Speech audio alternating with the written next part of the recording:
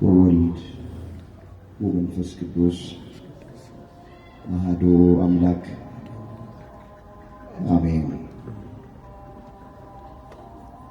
አባቶቼ ካህናት፣ ወንድሞቼ ዲያቆናት፣ መምህራነ ወንጌል፣ ክቡር መምህራችን ልሳነ ጳውሎስ መምህር ምስክር፣ የዚሁ ካቴድራል የስብከተ ወንጌል ክፍል ዋና ኃላፊ፣ በዚህ ቅድስና ስፍራ ላይ ቃሉን ለመስማት ከሩቅም ከቅርብም የተሰበሰባችሁ አባቶች፣ እናቶች፣ እህቶች፣ ወንድሞች፣ ሕፃናትን ጨምሮ በእግዚአብሔር ሰላምታ እንደምን አመሻችሁ። አሜን። አምላካችን እግዚአብሔር ያለፈውን ጊዜ በሰላምና በጤና አስፈጽሞን በእድሜያችን ላይ ይህችን ቀን ተጨማሪ አድርጎልን ቃሉ በሚነገርበት ስፍራ ላይ የሰበሰበን የአባቶቻችን አምላክ የእኛም አምላክ እግዚአብሔር ስለማይነገር ስጦታው ስሙ ለዘላለም የተመሰገነ ይሆን። የእናታችን የእመቤታችን የቅድስት ድንግል ማርያም አማላጅነት አይለየን። በዛሬው ቀን በቤተ ክርስቲያናችን መታሰቢያቸው ከሚደረግላቸው ቅዱሳን ረድኤትና በረከት ሁላችንንም በቸርነቱ ያሳትፈን። የምስጢር ባለቤት ቸሩ አምላካችን እግዚአብሔር የተሰወረውን የወንጌል ምስጢር ለሁላችን ገልጦ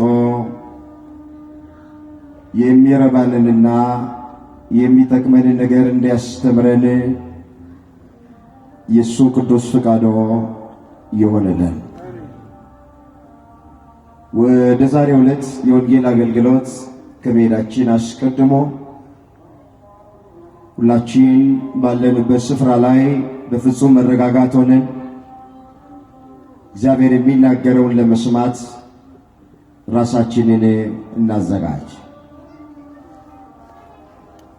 ቀሪ በሆነ ጊዜያችን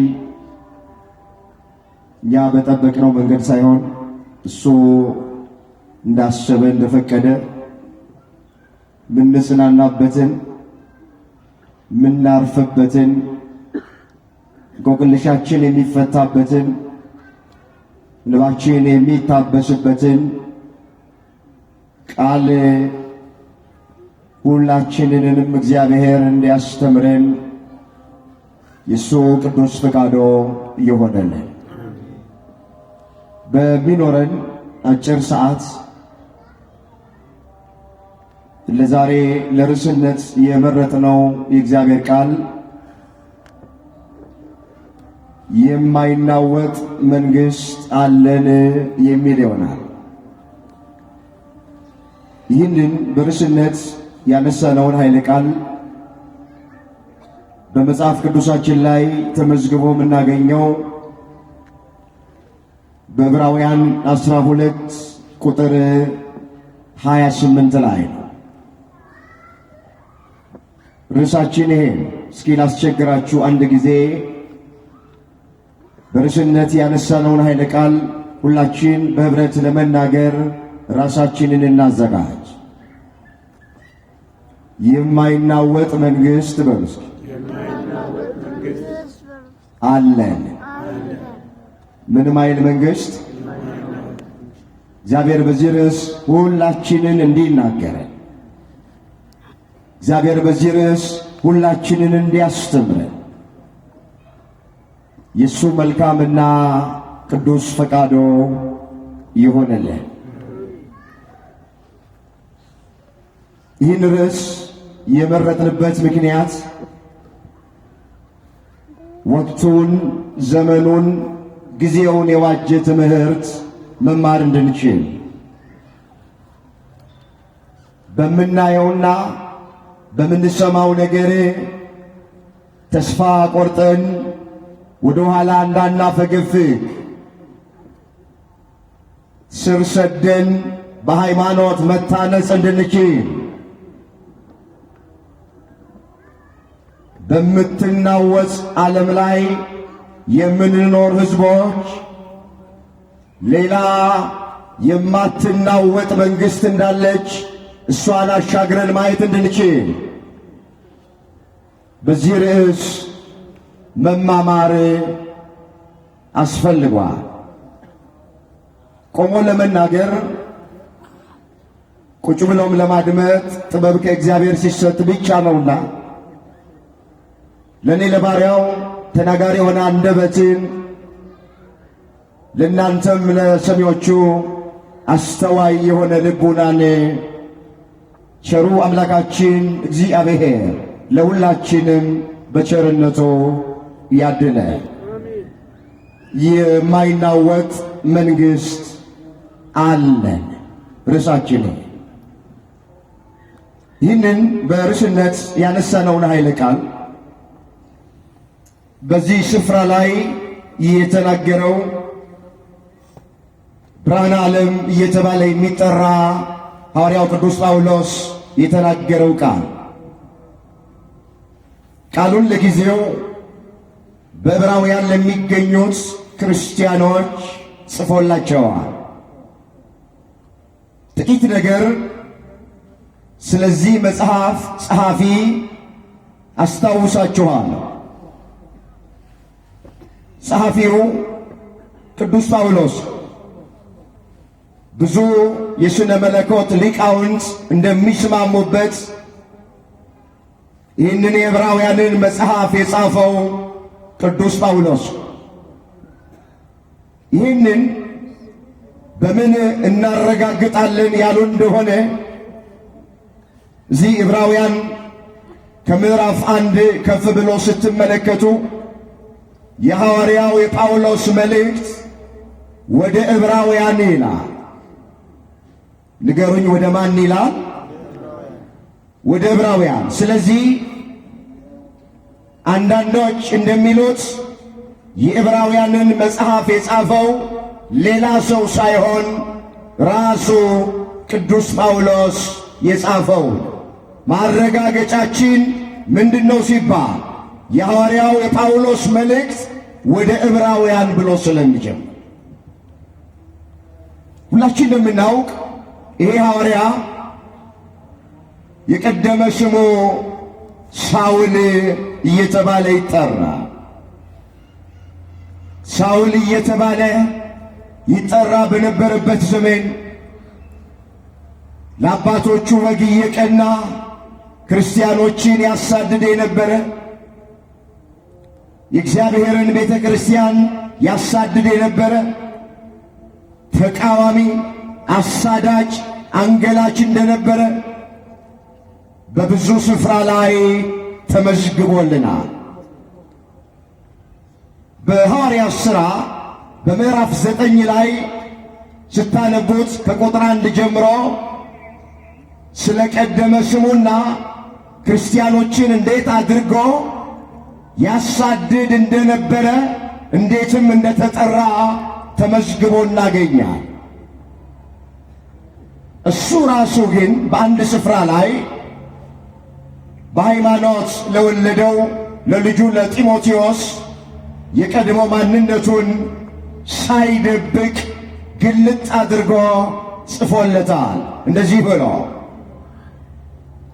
እዚህ አንደኛ ጢሞቴዎስ ምዕራፍ 1 ቁጥር 12 ላይ ለአገልግሎቱ ሾሞኝ ታማኝ አድርጎ ስለቆጠረኝ ኃይል የሰጠኝን ክርስቶስ ኢየሱስን ጌታችንን አመሰግነዋለሁ። አስቀድሞ ተሳዳቢና አሳዳጅ አንገላች ነበርኩ አለ። የቀደመ ሕይወቱን አመጣ። የአሕዛብ መምህር ከመሆኑ በፊት፣ የወንጌል አገልጋይ ከመሆኑ በፊት፣ የዓለም ብርሃን ተብሎ ከመጠራቱ በፊት ማንነቱ ምን እንደሚመስል ለጢሞቴዎስ ጻፈለት። አስቀድሞ ተሳዳቢ፣ አሳዳጅ፣ አንገላች ነበርኳ። ነገር ግን ይህንን የማደርገው ሳላውቅ ባለማመን ነዋል።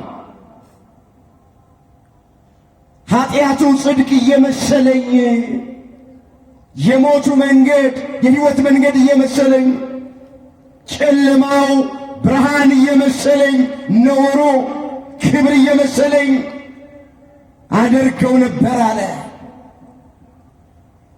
ሳላውቅ ባለማመን ስላደረግኩ ምሕረት አገኘሁ አለ። እግዚአብሔር ለሁላችን ምሕረት ያደርግልን። የጌታችን ጸጋ በክርስቶስ ኢየሱስ ካለው ከእምነትና ከፍቅር ጋር አብልጦ በዛ። ኃጢአተኞችን ሊያድን ክርስቶስ ኢየሱስ ወደ ዓለም መጣ የሚለው ቃል ሁሉ እንዲቀበሉት የተገባ ነው። ከኃጢአተኞች ዋና እኔ ነኝ። ከኃጢአተኞች ዋና የነበረ የእግዚአብሔርን ቤተ ክርስቲያን ያለ ልክ ያሳድድ የነበረ ተቃዋሚ፣ ተሳዳቢ፣ አንገላጭ የነበረ ሰው ደማስቆ በሚባል ስፍራ ላይ ክርስቲያኖች የሚገደሉበትን ደብዳቤ ይዞ ሲሄድ ከሰማይ ድምፅ መጣ። ሳውል ሳውል ስለምን ታሳድደኛለህ የሚል ድምፅ።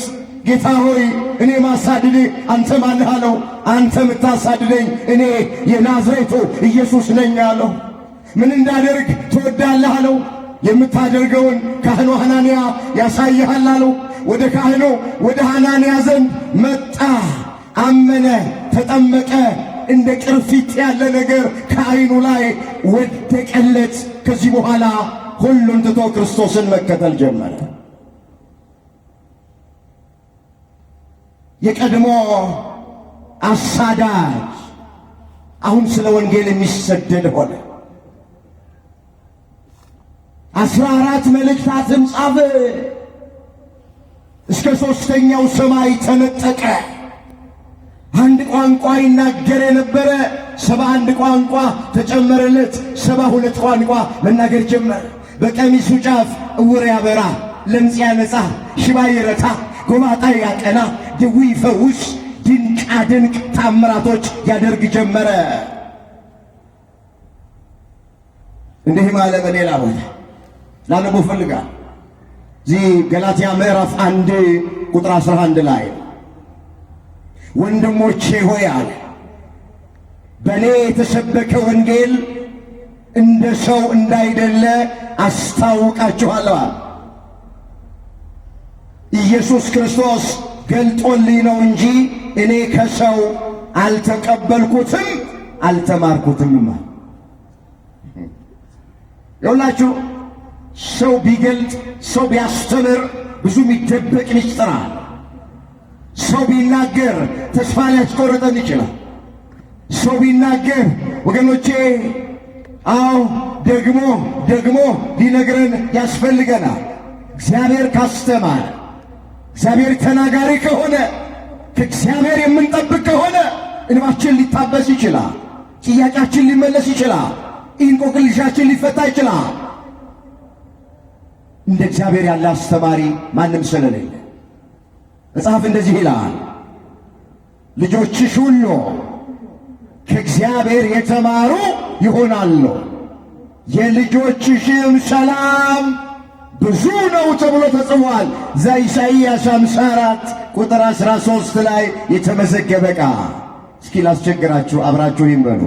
ልጆችሽ ሁሉ በሉ እስኪ እግዚአብሔር ቃል ድገሙት። ልጆችሽ ሁሉ ከእግዚአብሔር የተማሩ ይሆናሉ፣ የልጆችሽም ሰላም ብዙ ነው። እግዚአብሔር ብዙ ሰላም ለሁላችን ይስጠን። ልጆችሽ ሁሉ ከማን የተማሩ ይሆናሉ? ከእግዚአብሔር ተማሩ። የእግዚአብሔር ልጆች እንደ እግዚአብሔር ያለ አስተማሪ ማንም ነው? እዚህ ጋር ከሚቆመው ሰው ለመማር አትምጡ። እኛ ምክንያቶች ነን። አስተማሪ እግዚአብሔር። ቅዱስ ጳውሎስ እኮ ገማልያ ከሚባል ሰው እግር ስር ቁጭ ብሎ የተማረ ሰው ግን እሱን አልጠቀሰም፣ አላነሳም። ምን አለ? አዎ ወንድሞቼ ሆይ በእኔ የተገለጠ በእኔ የተሰበከ ወንጌል እንደ ሰው እንዳይደለ አስታውቃችኋል። ኢየሱስ ክርስቶስ ገልጦልኝ እንጂ እኔ ከሰው አልተቀበልኩም አልተማርኩም። በአይሁድ ሥርዓት በፊት እንዴት እንደኖርኩ ሰምታችኋልና የእግዚአብሔርን ቤተ ክርስቲያን ያለ ልክ አሳድድና አጠፋ ነበር አለ። አመጣ የቀድሞ ሕይወቱ ለአባቶቼ ወግ ከመጠን የላይ የቀናው በወገኔ ዘንድ በዘመኔ ካሉት ብዙዎቹን በአይሁድ ሥርዓት እበልጥ ነበረ። ነገር ግን አለ በእናቴ ማኅፀን ሳለው የለየኝ በጸጋውም የጠራኝ እግዚአብሔር በአሕዛብ መካከል ስለ እርሱ ወንጌል ሰብክ ዘንድ ልጁን በእኔ ሁኔታ ሊገልጥ በወደደ ጊዜ ወዲያው ከሥጋና ከደም ጋር አልተማከርኩም አለ። ጥሪ ሲቀርብለት ከሥጋና ከደም ጋር አልተማከረም፣ አልተከራከረም። ሁሉን ትቶ ክርስቶስን ተከተለው። 14 መልእክታትን ጻፈልን። እንግዲህ አሁን በርዕስነት ያነሳነው ቃል ሐዋርያው ቅዱስ ጳውሎስ በዕብራውያን ለሚገኙት ክርስቲያኖች የጻፈላቸው ቃል ምንድነው ያላቸው? የማይናወጽ መንግሥት አለን አላቸው። የማይናወጽ መንግሥት ስለምንቀበል አዎ በፍርሃት በእምነት ሆነን እግዚአብሔርን ደስ እያሰኘን የምናመልክበትን ጸጋ እንያዝ እያለ ይመክራቸው ጀመር። ይህንን ሲናገራቸው ቁጥር 1 ጀምሮ ስንመለከት አስቀድሞ ሐዋርያው እንዲህ ብሏቸዋል። መለስ ብዬ አየዋል። ዕብራውያን 12 ቁጥር 1 ጀምሮ እንግዲህ አለ እነዚህን የሚያህሉ ምስክሮች ምኖች እንግዲህ እነዚህን የሚያህሉ ምስክሮች እንደ ደመና በዙሪያችን ካሉልን እኛ ደግሞ ሸክምን ሁሉ ቶሎ የሚከበንን ኃጢአት አስወግደን የእምነታችን ራስና ፈጻሚው ኢየሱስ ክርስቶስን ተመልክተን በፊታችን ያለውን ሩጫ በትዕግሥት እንሩጥ።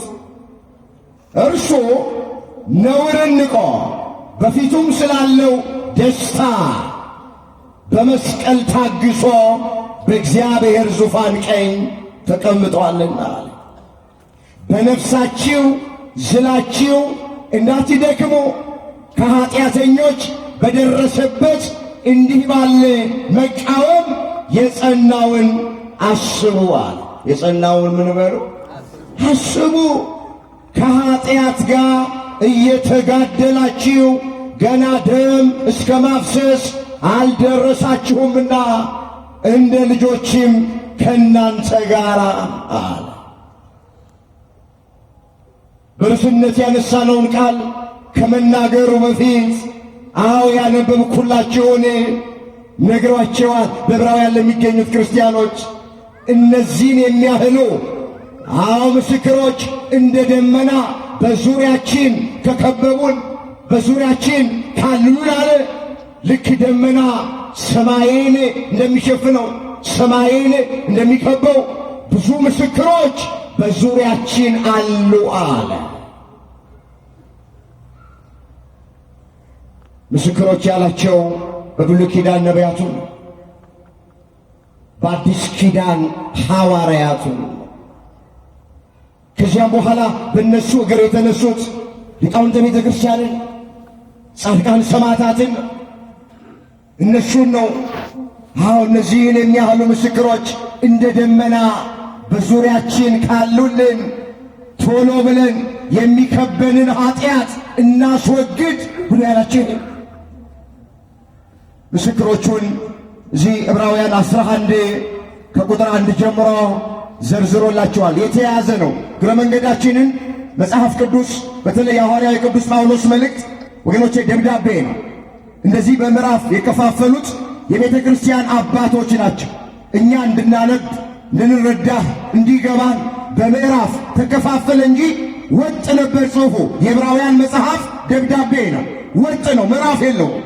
ግን ሊቃውንተ ቤተ ክርስቲያን አባቶቻችን እኛ ስናነበው እንድንረዳው እንዲገባን በምዕራፍ ከፋፈሉልን። እዚህ ምዕራፍ 11 ላይ ስንመለከት የእምነት አባቶችን ዘርዝሯቸዋል ሐዋርያው ከአቤል ጀምሮ። አዎ የብሉይ ኪዳን መጨረሻ እስከሆኑት የእምነት አርበኞች፣ የእምነት አባቶች፣ ምስክሮች የተባሉትን ዘርዝረዋል። እሱን አንስቷቸዋል፣ ጠቅሷቸዋል። ከነሱ የምንማረው ነገር ስላለ ናው ከአቤል የምንማረው ነገር አለ። አቤል እግዚአብሔር በባህሪው ንጹሕ ነውና ንጹሕ መሥዋዕት ይገባዋል ብሎ ተጨንቆ ተጠቦ ለእግዚአብሔር ንጹሕ መሥዋዕት ያቀረበ ነው አቤል። ሄኖክን አንስቷል። ሄኖክ አካሄዱን ከእግዚአብሔር ጋር ስላደረገ አልተገኘም፣ ተወሰደ። ሳይወሰድ በፊት እግዚአብሔርን ደስ አሰኝቷል ብሎ ከሄኖክ አካሄድን ከእግዚአብሔር ጋር ማድረግ አሁን እንማራለን። ቀጥሎ አብርሃምን አንስቶታል። የእምነት አባት አብርሃምን አንስቷል። ከአብርሃም የምንማረው ብዙ ነገር አለ። ምስክሮች የተባሉት እነዚህ ናቸው። አብርሃም ለእግዚአብሔር መታዘዝ፣ ከካራን ውጣ ከነዓን ግባ ሲባል እሺ ብሎ ከካራን ወጥቶ ከነዓን የገባ ነው። ዘመዶችህን፣ ቤተሰቦችህን፣ ሀገርህን ተው ሲባል ቤተሰቦቹን የተወ ሀገሩን የተወ ጣዖት ከሚመለክበት ሀገር ከካራን በእምነት ወዴት እንደሚሄድ ሳያውቅ የወጣ ነው። ከአብርሃም እምነት እንማራለን። ከአብርሃም ለእግዚአብሔር መታዘዝ እንማራለን። አንድም ልጅ ባልነበራቸው ጊዜ አብርሃምና ሳራ እስከ እርጅናቸው ድረስ እስከ 100 ዓመት ድረስ እግዚአብሔርን በትዕግሥት ጠብቀዋል። ከአብርሃም ትዕግሥት እንማራለን። እነዚህን የሚያህሉ ምስክሮች እንደ ደመና በዙሪያችን ካሉልን እኛ ደግሞ ቶሎ የሚከበንን ኃጢአት አስወግደን የእምነታችን ራስና ፈጻሚ የሆነውን ኢየሱስ ክርስቶስን ተመልክተን በፊታችን ያለውን ሩጫ በትዕግሥት እንሩጥ ይላቸዋል ሐዋርያው። ኋላ ነው የአባቶችን ታሪክ እየተረከ መጥቶ የጸናው ኢየሱስ ክርስቶስን አስቡት ያላቸው። አምላካችን እግዚአብሔር የጸኑትን እንድናስብ ሁላችንን በቸርነቱ ይርዳል። እዚህ ዕብራውያን 13 ቁጥር 7 ላይ የእግዚአብሔርን ቃል የተናገሯችሁን ዋኖቻችሁን አስቡ፣ የኑሯቸውን ፍሬ እየተመለከታችሁ በእምነታቸው ምሰሏቸው ነው። እስኪ ቃሉን አብረን እንበል። የእግዚአብሔርን ቃል በምስሉ የተናገሯችሁን ዋኖቻችሁን አስቡ፣ የኑሯቸውን ፍሬ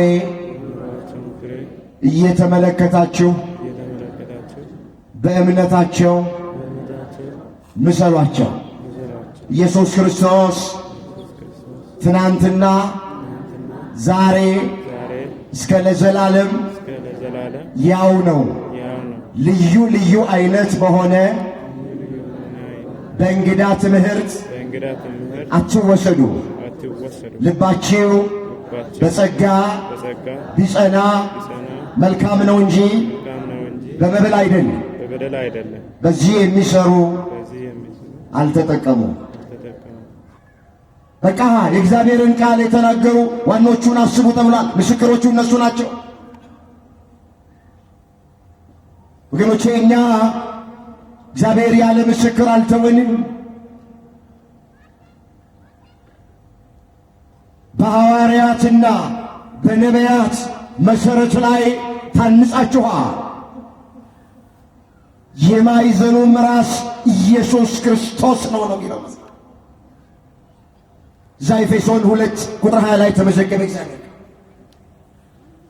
ምስክሮች አሉ፣ በሃይማኖት የጸኑ በምግባር የቀኑ ስለ ክርስትናቸው፣ ስለ ሃይማኖታቸው፣ ስለማትናወጸዋ መንግሥት ወገኖቼ ዋጋ የከፈሉ በነፍሳቸው የተወራረዱ ወደ አናብስት ጉድጓድ ውስጥ የተጣሉ በሰይፍ የተቀሉ በመጋዝ የተተረተሩ በመንኮራኩር የተፈጩ ጽሕማቸው የተነጨ፣ ጥርሳቸው የወለቀ፣ ቆዳቸው እንደ ስልቻ የሆነ ብዙ ምስክሮች አሏት ቤተ ክርስቲያን።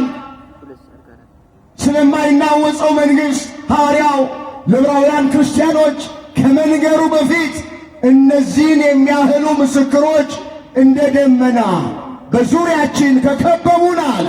እኛ ቶሎ ሸክም የሆነብንን ኃጢአት አስወግደን በፊታችን ያለውን ሩጫ በትዕግሥት እንሮጣለን። ወገኖቼ የክርስትናን ሩጫ እኛ አይደለንም የጀመርነው። ከእኛ በፊት የሮጡ ብዙ አሉ። ሮጠው ለድል በቅተዋል። ሮጠው የተሸለመዋል።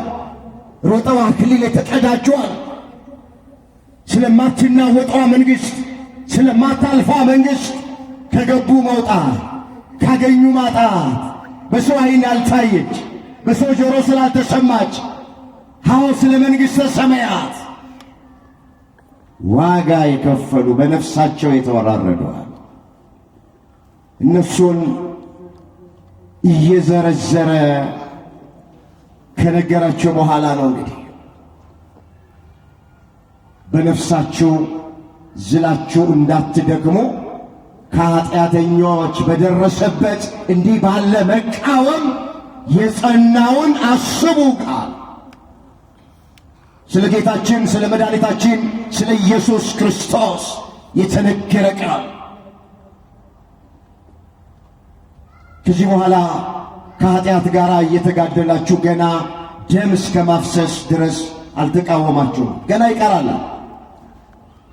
አሁን የሚገጥመን መከራ፣ አሁን የሚገጥመን ፈተና ወገኖቼ የቀደሙት አባቶቻችን ከገጠማቸው ፈተናና መከራ ጋር ሲነጻጸር ምን ማለት አይደለም። ገና ደም እስከ ማፍሰስ ድረስ አልተቃወማችሁም አለ።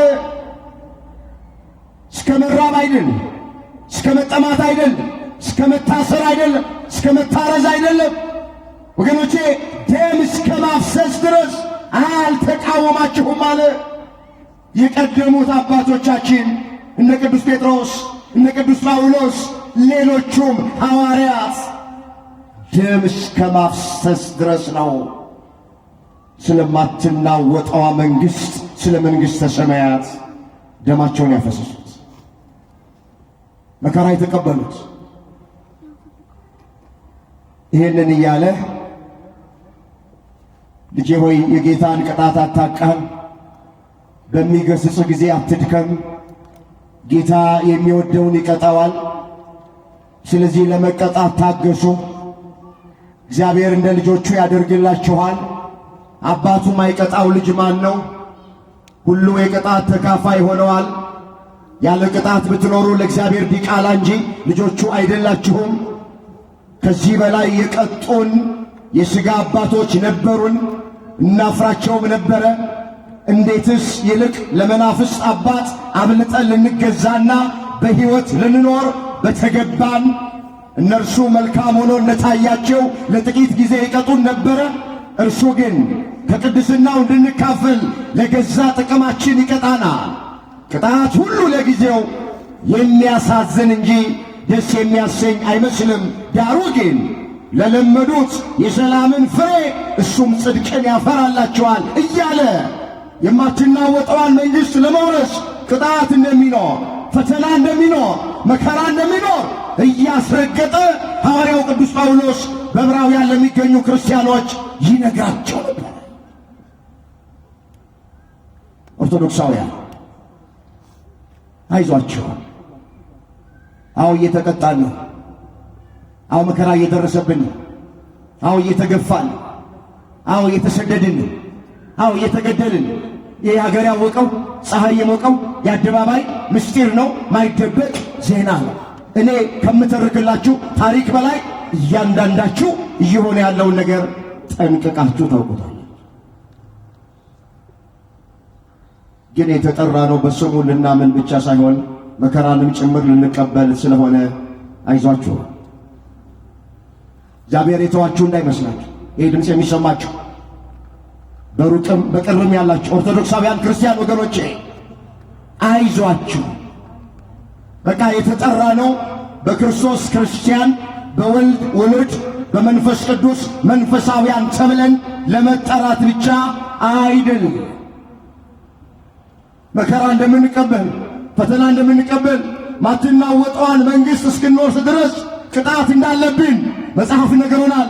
ለመቀጣት ታገሱ፣ እግዚአብሔር እንደ ልጆቹ ያደርግላችኋልና። አባቱ ማይቀጣው ልጅ ማን ነው አለ።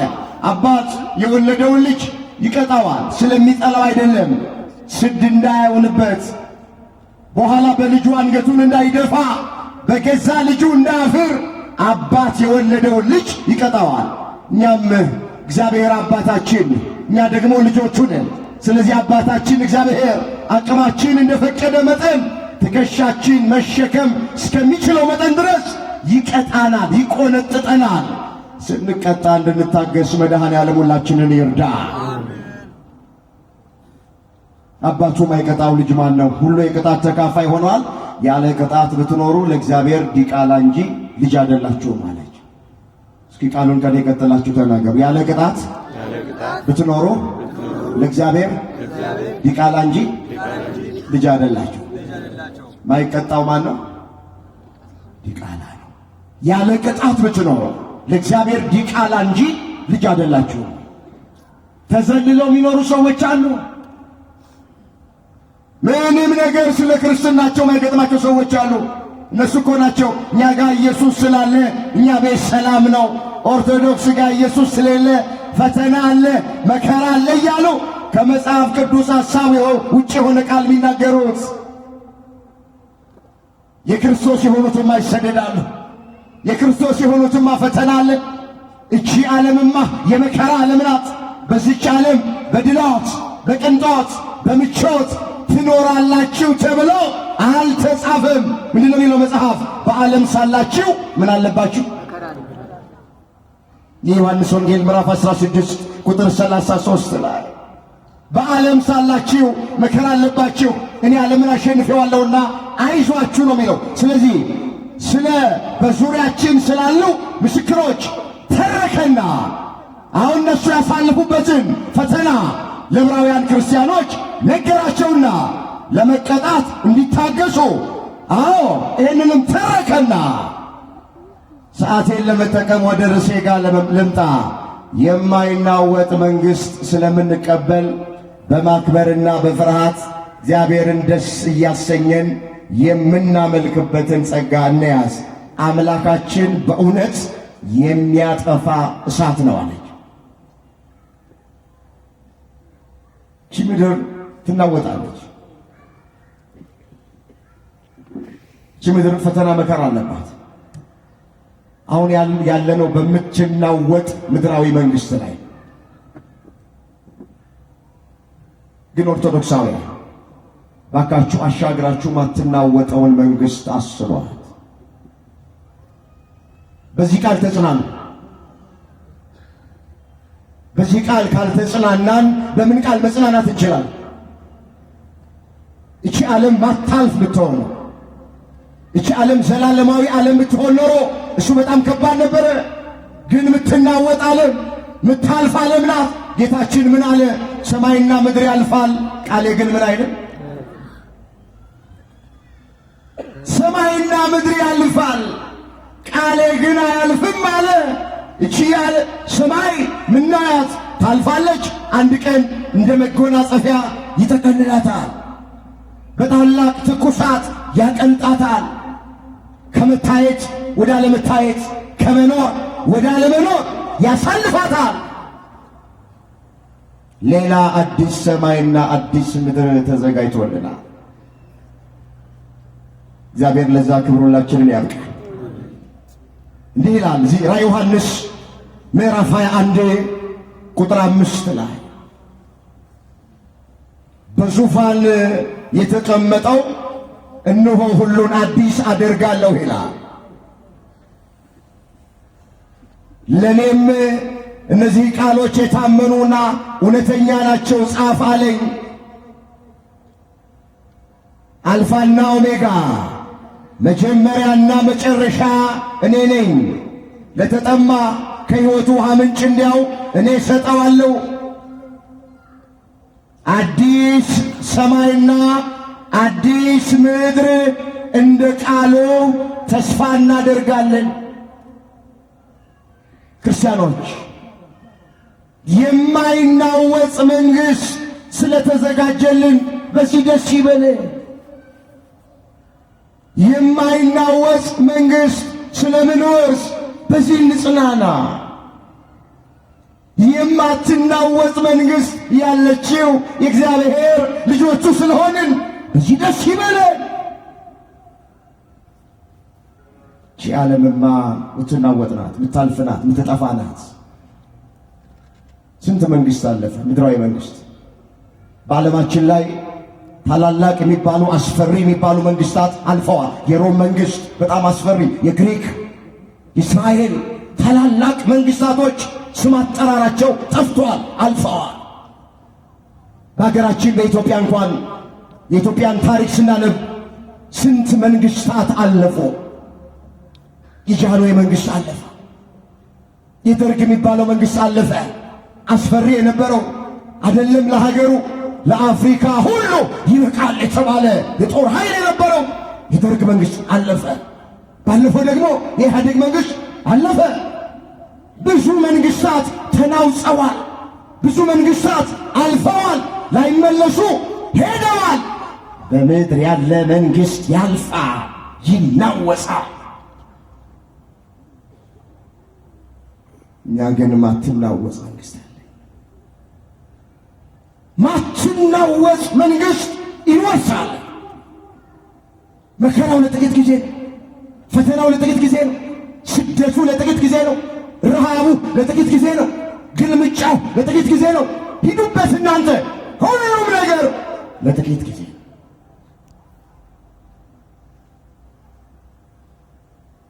እሷን ያወርሰናል አምላካችን እግዚአብሔር። በዚህ እንደሰበሰበን በማትናወጸዋ በሰማያዊት መንግሥት በመንግሥተ ሰማያት ሁላችንን በቸርነቱ ይሰብስበን። እንዲህ አላቸው እዛው ዕብራውያን 12 ቁጥር 22 ላይ ነገር ግን አላቸው ወደ ጽዮን ተራራና ወደ ሕያው እግዚአብሔር ከተማ ደርሳችኋል። ምን ብላችኋል? ደርሳችኋል አላቸው። ወደ ሰማያዊቱ ኢየሩሳሌም በደስታም ወደ ተሰበሰቡ ወደ አእላፋት መላእክት በሰማያት ወደ ተጻፉ ወደ በኩራት ማኅበር የሁሉ ዳኛ ወደሚሆን ወደ እግዚአብሔር ፍጹማን ወደ ሆኑት ወደ ጻድቃን መንፈሶች ደርሳችኋል። ወገኖቼ ደርሰናል ወደማትናወጠዋ መንግሥት። ትንቢቱ እየተፈጸመ ነው። ምሳሌው እየደረሰ ነው። የመጨረሻው ዘመን ዋዜማ ላይ ነው ያለ። ስለዚህ ምንም መከራ ምንም ፈተና ይቅጠመን፣ እንጽና። እግዚአብሔር ሁላችንን ያጽናል። ስንት ነገር ዓይናችን ተመለከተ፣ ስንት ነገር ጆሮአችን ሰማ። ይኸውላችሁ በነበረበት የሚቀጥል የሚቆይ በዚህ ዓለም ላይ ምንም ነገር የለም። ሁሉም ነገር ያልፋል። ሁሉም ነገር ምን ይላል? ያልፋል። ትናንት ሀብት ንብረት የነበራቸው ሰዎች ዛሬ ባዶ እጃቸውን የቀሩ ሰዎች፣ ትናንት ዝነኛና ስመጥር የነበሩ ሰዎች፣ ሰው ይሰግድላቸው ይንበረከክላቸው የነበሩ ሰዎች ዛሬ ያን ክብራቸው ቀርቷል። ትናንትና ውበት የነበራቸው ሰዎች ውበታቸው ረግፏል። ቋሚ የሆነ ነገር በዚች ዓለም ላይ በዚች ምድር ላይ የለም እያልኳቸው እዚህ ይላችኋል። ባለፈው ሰሞን በሶሻል ሚዲያ ላይ አንድ ነገር ሰምቻለሁ። እዚህ ቦሌ አካባቢ የምትኖር አንድ ሴት ቆንጆ የሆነ ቦታ ለንግድም ለስራም ለምንም የሚመረጥ ቦታ ያዘች፣ ብዙ ካሬ ያዘች። መጡና 150 ሚሊዮን ብር ሽጭልን አሏት። አልሸጥም አያዋጣኝም ማለት። ትንሽ ቆዩና 50 ጨምረናል 200 ሚሊዮን ብር ሽጭልን አሏት። አልሸጥም አያዋጣኝም ማለት። ገበያው እንደዛ ነው። ሶሻል ሚዲያ ላይ ያየሁት ነው። ምናልባት ሰምታችሁ አይታችሁ ሴቲቱን አላቃትም። እንዲሁ ጨመሩላት፣ እስከ 300 ሚሊዮን ብር ጨመሩ። አልሸጥም አለች። ኮሪደር ልማት መጣ። ምንም ሳይከፈላት ተነጠቀች። የገንዘቡ መጠን እርግጠኛ አይደለም፣ ግን ታሪኩን እርግጠኛ። ያን ሁሉ ብር ሲሰጣት ሲገመትላት አልፈልግም አለች። እቺ ዓለም ትናወጥ አይደለች? ባለችበት አጸናም አይደለም? አዎ ይፈልጋል ተባለና ተነጠቀች፣ ተወሰደባት። በደንብ አድርጋችሁ ስሙኝ። በዚህ ምድር ላይ ምንም ቋሚ ነገር ምንም የሚጸና ነገር የለም። እቺ ዓለም ምትገለባበጥ ዓለም ናት፣ ምትናወጽ ዓለም ናት። በብዙ ነገር ትናወጻለች። እኛ ክርስቲያኖች ማትናወጽ መንግስት አለች። አመስግኑት። እችን መንግስት ያዘጋጀልን እሷን መንግስት ለመውረስ ያስፈልገውን አንድ ሁለት ሶስት ነገር ባጭር ተናግሬ ትምህርት ይልቃል። ሐዋርያው ቅዱስ ጳውሎስ ያቺ መንግስት በትዕግስት እንደምትገኝ በፊታችሁ ያለውን ሩጫ በትዕግስት ሩጡ ብላቸው። በምን ሩጡ? በትዕግስት። ትዕግስት ያስፈልጋል። አሁን ብዙዎቻችን ትዕግስት የለን። አንድ ቢሮ እንኳን ጉዳይ ለማስፈጸም ሄደን ቶሎ ካላለቀ እንበሳጫለን፣ ትተን እንወጣ ሰዎች አለን። ብዙዎቻችን ትዕግስት አልባዎች ነን። ቺ ማትናወጠዋን መንግስት ለማግኘት ለመውረስ ትዕግስት ያስፈልጋል። እግዚአብሔር ትዕግስተኞች ያድርገን። በፊታችሁ ያለውን ሩጫ በትዕግስት ሩጡ። ሩጫው ምድራዊ አይደለም፣ ሰማያዊ ነው። ሩጫው ጊዜያዊ አይደለም፣ ዘላለማዊ ነው። ትናንት የኛ ወንድሞችና እህቶች የሮጡት አይነት ሩጫ አይደለም፣ እሱ ምድራዊ ሩጫ ነው። ወገኖቼ የሚያገኙትም ምድራዊ አክሊል ነው። እኛ መንፈሳውያን ሯጮች ነን። አሁን እኛ የምናገኘው አክሊል ዘላለማዊ አክሊል ነው። የምንወርሰው መንግስት ማይጠፋ መንግስት፣ ማትናወጥ መንግስት ናት። ስለዚህ በፊታችሁ ያለውን ሩጫ በትዕግስት ሩጡ። ለምን? ማትናወጠውን መንግስት እንድትቀበሉ። ሌላስ በነፍሳችሁ ዝላችሁ እንዳትደክሙ ጽኑ፣ የጸናውን አስቡ። መጽናት ያስፈልጋል። ኦርቶዶክሳውያን እንጽና። አሁን ፈተናው ከባድ ነው። ቅድም እንደተረክነው ምናየው ምንሰማው ነገር በሰው ሰውኛው አስፈሪ ነው። ለሰው ግን የከበደ ለእግዚአብሔር ግን ቀላል። ስለዚህ መጽናት፣ ወደ ኋላ አለማፈግፈግ፣ እርፍ ጨብጦ ወደ ኋላ አለመመልከት። ምን ይላል እዚሁ ዕብራውያን 10 ቁጥር 36 ላይ የእግዚአብሔርን ፈቃድ እያደረጋችሁ የተሰጣችሁን የተስፋ ቃል እንድታገኙ መጽናት ያስፈልጋችኋል። ምን ማለት ያስፈልጋችኋል? እግዚአብሔር በሃይማኖታችን ያጽናል። ስለዚህ ሁለተኛ የማትናወጠውን መንግሥት ለመቀበል ለመውረስ ለማግኘት በሃይማኖት መጽናት ያስፈልጋል። ቅዱስ ጳውሎስ ምን አለ ሌላ ስፍራ ላይ? በጊዜውም አለ ጊዜውም ጽና አለ። በጊዜውም አለ ሲመች፣ አለ ጊዜውም አለ ሳይመች፣ እየቆረቆረንም ቢሆን እየተገፋንም ቢሆን እየተሰደድንም ቢሆን እየተገደልንም ቢሆን በጊዜውም አለ ጊዜውም መጽናት መጋደል። አዎ ደም እስከ ማፍሰስ ድረስ አልተጋደላቸውም ይላል። ተጋድሎ ያስፈልጋል። ስለ ሃይማኖታችን መጋደል፣ ስለ እምነታችን መጋደል፣ ስለ ማተባችን መጋደል። በምንድን ነው የምንጋደለው? በጾም፣ አዎ በጸሎት፣ በስግደት፣ እንዲህ ባለ ጉባኤ ቁጭ ብሎ የእግዚአብሔርን ቃል በመስማት መጋደል።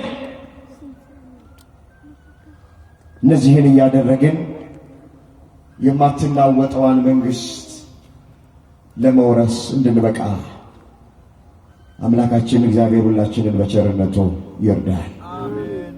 የማትናወጥ መንግሥት አለን። ያስተማረን የመከረን የገሰጸን የአባቶቻችን አምላክ እግዚአብሔር ስሙ ለዘላለም የተመሰገነ ይሁን። ድንግል ማርያም ጣዕሟን በአንደበታችን ፍቅሯን በልባችን ትሳልብን። የሁላችንን መጨረሻ እግዚአብሔር ያስብ።